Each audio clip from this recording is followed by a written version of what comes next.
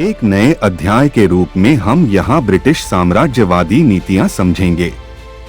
इसके अंतर्गत पहले भाग में वेलेजली की सहायक संधि प्रणाली 1798 से 1805 और दूसरे भाग में डलहौजी की नीतियां 1848 से 1856 समझेंगे।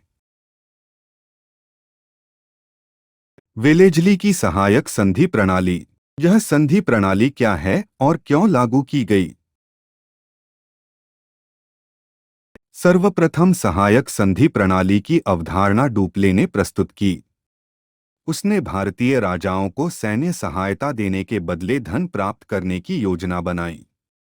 इसी को क्लाइव ने अवध के संदर्भ में लागू किया। किंतु सहायक संधि प्रणाली की सैद्धांतिक और विस्तृत व्याख्या सर्वप्रथम ब्रिटिश गवर्नर जनरल वेलेजली ने प्रस्तुत की। भारत आगमन के साथ ही वेलेजली ने अपना उद्देश्य स्पष्ट किया कि वह कंपनी को भारत की सर्वोच्च शक्ति बनाना चाहता था। साथ ही देशी राज्यों को अधीन करना भी उसका लक्ष्य था। वस्तुतः यूरोप में फ्रांसीसी क्रांति चल रही थी और नेपोलियन के साम्राज्यवादी अभियान से ब्रिटिश को चुनौती मिल रही थी। ऐसी स्थितियों में भारतीय शक्तियों द्वारा विदेशियों से सहयोग लेना व आपसी गठबंधन करना अंग्रेजों के लिए चुनौतीपूर्ण था। अतः एक ऐसी राजनीतिक प्रणाली की आवश्यकता थी जो भारतीय शक्तियों को अपने अधीन कर सके। इसी क्रम में सहायक संधि प्रणाली लागू की गई। सहायक संधि प्रणाली की विशेषताएं। संधि करने वाले देशी राज्य में एक ब्रिटिश सेना रखी जाएगी। वस्तुतः संबंधित राज्य पर आक्रमण से अंग्रेज उसकी सुरक्षा करेंगे और इसके लिए कंपनी उस राज्य में एक सेना रखेंगी जिसका खर्च संबंधित राज्य देगा।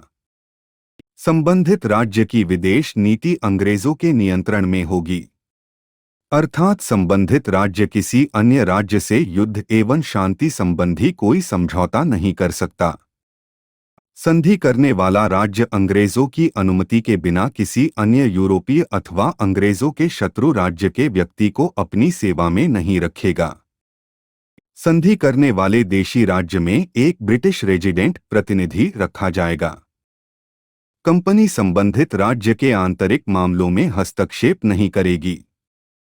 संधि करने वाले प्रमुख राज्य 1798 में हैदराबाद से, 1799 में मैसूर, 1801 में अवध, 1802 में पेशवा, 1803 में भोसले और 1804 में सिंधिया से सहायक संधि की गई। सहायक संधि प्रणाली का मूल्यांकन। इसके अंतर्गत दो संदर्भों को समझेंगे। पहला, कंपनी को लाभ। दूसरा, देशी राज्यों को हानि। कंपनी को लाभ के संदर्भ में महत्वपूर्ण बिंदुए। देशी राज्य को निशस्त्र कर दूसरे से अलग कर दिया गया। अब देशी राज्य अंग्रेजों के विरुद्ध कोई गुट नहीं बना सकते थे। कंपनी की सेनाएं देशी राज्यों के धन से तैयार हो गई और इस सेना का प्रयोग भारतीयों के विरुद्ध ही किया जाना था। फ्रांसीसियों का प्रभाव भारतीय राज्यों से समाप्त हो गया। ब्रिटिश निर्मित वस्तुओं की बिक्री को एक बड़ा बाजार मिला। अब देशी राज्यों की हानि के संदर्भ में मूल्यांकन। संबंधित महत्वपूर्ण बिंदुए। संबंधित राज्य ब्रिटिश सुरक्षा पर निर्भर हो गए, अतः प्रजा के प्रति उत्तरदायित्व की भावना समाप्त हुई। वस्तुतः प्रजा के विद्रोह के भय से अभी तक शासक जो उत्तरदायित्व महसूस कर रहे थे, अब ब्रिटिश सुरक्षा का आश्वासन प्राप्त होने से विद्रोह का भय भी उन्हें समाप्त हो गया। ऐसे में शासक आलसी और विलासी हो गए। देशी राज्यों की अर्थव्यवस्था कमजोर हो गई। हस्तशिल्प उद्योगों के पतन को प्रोत्साहन मिला, क्योंकि यही भारतीय शासक भारतीय हस्तशिल्प के संरक्षक एवं खरीदार थे। किंतु अब ब्रिटिश सहायक संधि से बंधने के कारण वे संरक्षण देने में असमर्थ हो गए। इस तरह सहायक संधि प्रणाली से देशी राज्य कमजोर हुए। उन्होंने सुरक्षा के लिए अपनी स्वतंत्रता गिरवी रख दी। अंततः सुरक्षा भी नहीं मिली और स्वतंत्रता भी चली गई। फलतः ब्रिटिश राज्य के विस्तार में आसानी हुई।